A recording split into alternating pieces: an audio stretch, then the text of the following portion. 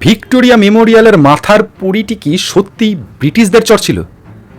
আপনি নিশ্চয়ই দেখেছেন ভিক্টোরিয়া মেমোরিয়ালের মাথায় দাঁড়িয়ে থাকা ডানাওয়ালা সেই পরিটিকে। কিন্তু জানেন কি, এই পরি নাকি ঘুরে ঘুরে চারিদিকেও দেখতে পারে।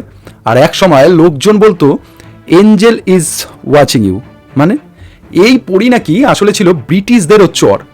গল্পটা গুজব নাকি সত্যি, আজ সেটাই খুলে বলবো। শেষ পর্যন্ত দেখবেন অনেকটাই কিন্তু চমক আছে।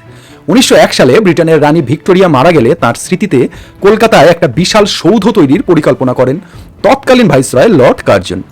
ময়দানের দক্ষিণ প্রান্তে ক্যাথিড্রালের ধারে, যেখানে তখন একটা জেলখানা ছিল, সেই জায়গায় পছন্দ করেন কার্জন। জেলখানাটাকে সরিয়ে নিয়ে যাওয়া হয় আলিপুরে, আজকের আলিপুর সেন্ট্রাল জেল অথবা জেল মিউজিয়াম যেখানে, সেখানটাই কিন্তু।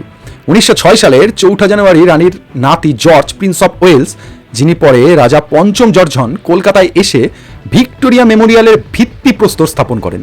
স্যার উইলিয়াম এমারসনের নকশায় বেলফাস্ট সিটি হলের আদলে সাদা মার্বেলের এই সৌধ তৈরি হতে সময় লাগে প্রায় 15 বছর।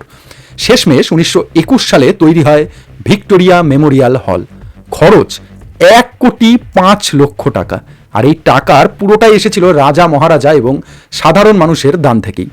মূল সৌধটি মাটি থেকে 8 ফুট উঁচু, 396 ফুট লম্বা এবং 228 ফুট চওড়া।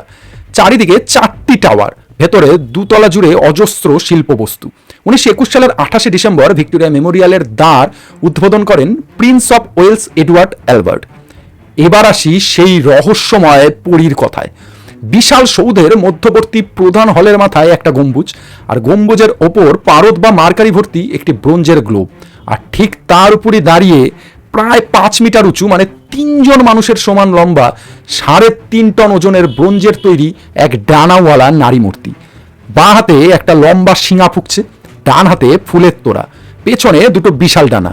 সবচেয়ে আশ্চর্যের ব্যাপার কি জানেন? একটু জোরে হাওয়া দিলে এই পরীটা ঘুরে যায়। আর এখান থেকেই শুরু হয়েছিল একটি গুজব। লোকজন বলতে শুরু করলো এই পরীটা নাকি জীবন্ত ও চারিদিকে ঘুরে ঘুরে কলকাতাবাসীর উপর নজর রাখে।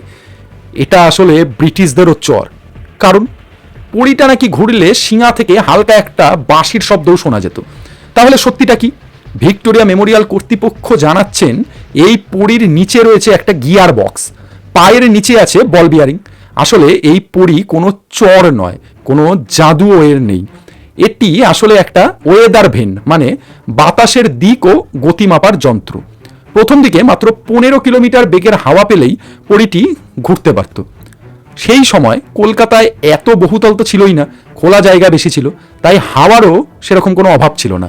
কিন্তু সময়ের সঙ্গে সঙ্গে গিয়ার বক্সে জ্যাম ধরে যায়। এখন পরী ঘুরতে গেলে প্রায় 70 থেকে 80 কিলোমিটার বেগের নাকি হাওয়া দরকার পড়ে। তাই বহুদিন পরীটাকে স্থিরই দেখা যেত। কিন্তু কিছু বছর আগে আমফান ঝড় এলো কলকাতায়।